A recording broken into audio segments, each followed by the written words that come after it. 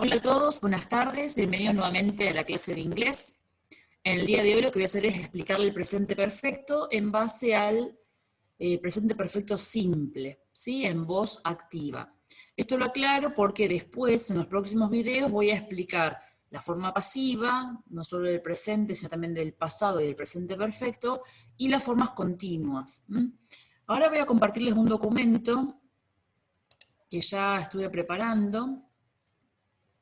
Como siempre van a ver que son ejemplos de inglés general y ustedes van a tener que encontrar estos ejemplos en los textos más específicos, sea de agronomía o sea de la licenciatura en recursos naturales, o bien cuando tenemos la tecnicatura en gestión y equipamiento, eh, la tecnicatura en gestión y mantenimiento de equipamiento biomédico.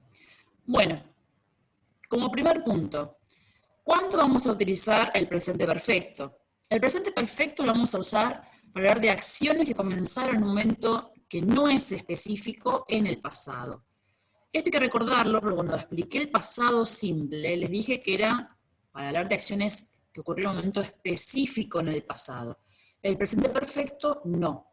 Lo que pasa es que el nombre engaña porque se llama presente, pero es para hablar de acciones que ocurrieron en el pasado, ¿sí? La clave va a ser que va a tener algún tipo de relación con ese presente, sea porque se puede ver la evidencia o se pueden ver resultados de dicha acción. ¿Cómo se va a formar? Bueno, esto se va a formar con lo que es la estructura de have o has más el verbo en pasado participio. Cuando hablamos de have o has, hay que tener en cuenta que estamos hablando no del verbo tener, que como uno conoce el have o has, sino del verbo haber.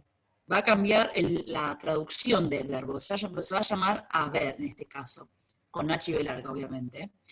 Y lo va a acompañar otro verbo que va a estar en lo que se llama pasado participio. Acá hay que volver a recordar que si el verbo es regular, el pasado participio del verbo se va a formar con el morfema ed, el morfema de inflexión ed. Recuerden cuando trabajamos morfología lo representamos con la en, pero ahora explico por qué. Entonces, si es verbo regular, agrega la terminación ed, como en el caso de los verbos del pasado simple, pero al estar el have o el has delante de ese verbo con esa ed, ya no hablo del pasado simple, hablo justamente de un tiempo que es un tiempo perfecto. ¿Qué pasa ahora con los verbos irregulares? En el caso de los verbos irregulares, lo que vamos a notar es que van a cambiar su estructura, ¿sí? Hay verbos que van a mantener el formato similar al de la segunda columna, que era el pasado simple. Ejemplo, buy, verbo infinitivo, bought, pasado, bought, participio. Hay verbos que no, como por ejemplo el verbo to be, que vamos a tener be, was, were, been, ¿sí? O por ejemplo la estructura become, became, become. Entonces, nuevamente, sugiero que reorganicen la lista de verbos buscando similitudes. Si les interesa, después les doy un ejercicio para hacerlo. Pero tengo que tener en cuenta entonces que mi sintagma verbal va a estar formado por un verbo que va a ser una especie de auxiliar, como va a ser have o has, que va a depender de la persona de la oración, junto a otro verbo que va a estar en pasado participio. ¿Qué vemos ahora en el caso de la oración afirmativa? Lo que encontramos habitualmente. Vamos a tener, por ejemplo, la persona, que volvemos a decir que en el texto de los artículos científicos académicos suele no ser una persona física, sino una entidad, una investigación, una máquina, un dispositivo, ¿sí?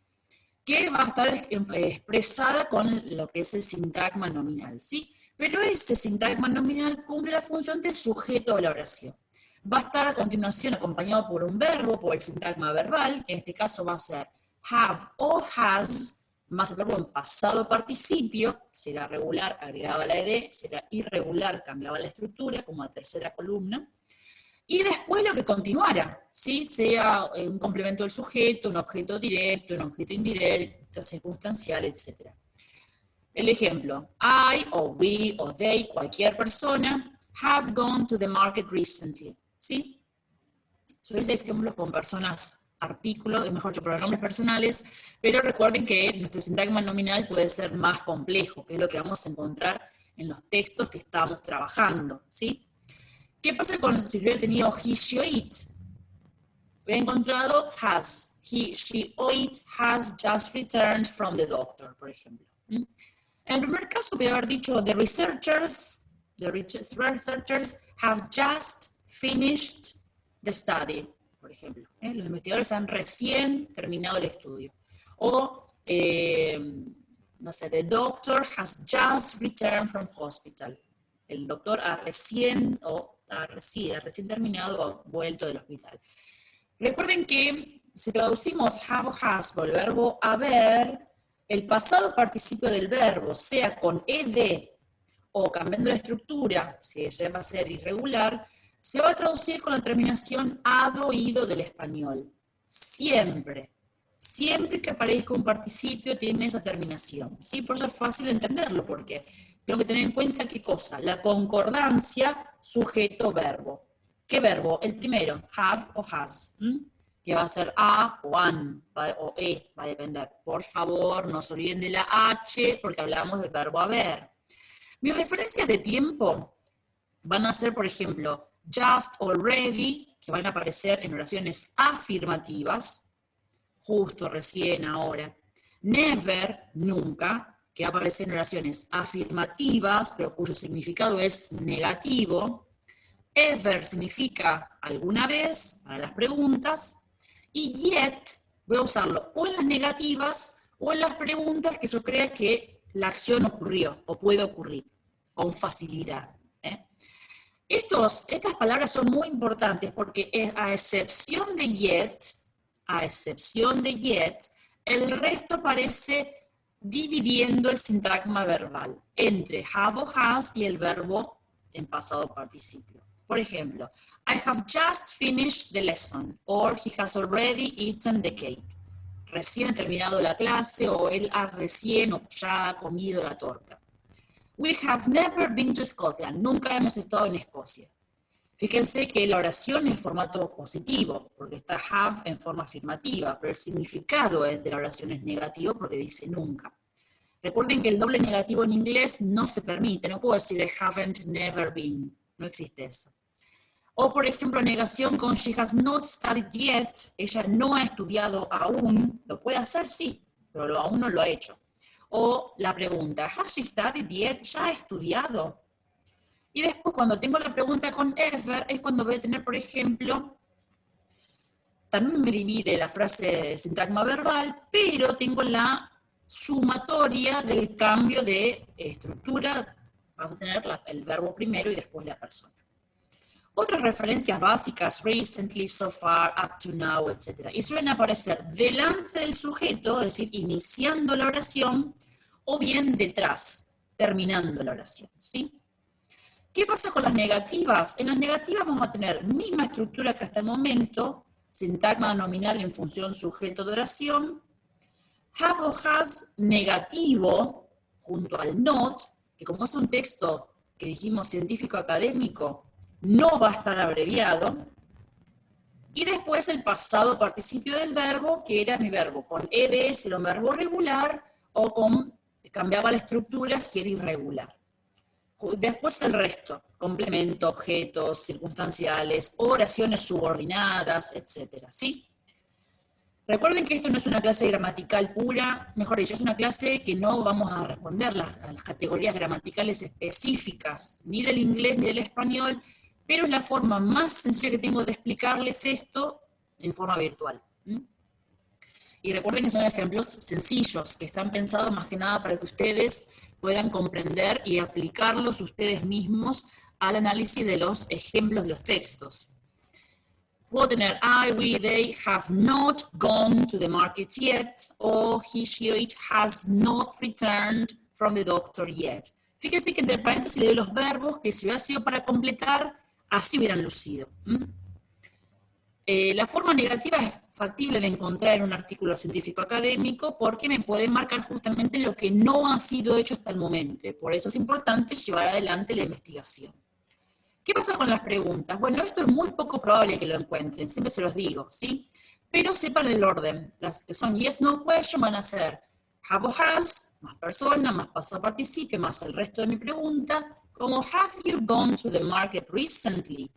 O has she returned from the doctor yet? Yes, I have. No, I haven't. Yes, she has. No, she hasn't. Esto es poco probable que ocurra. ¿Está?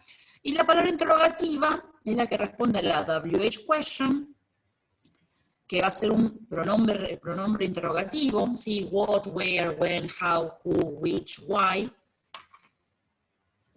Have o has, de acuerdo a la persona, o el sintagma nominal que esté en función sujeto de oración, más el pasado participio del verbo, más el resto.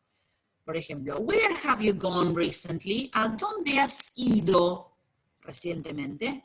No puedo decir a dónde fuiste, porque ¿qué le acabo de explicar? La clave de esto está en qué? En marcar la falta de exactitud y en marcar la conexión al presente. Yo digo, ¿a dónde has ido recientemente? Implica que la persona recién llegó.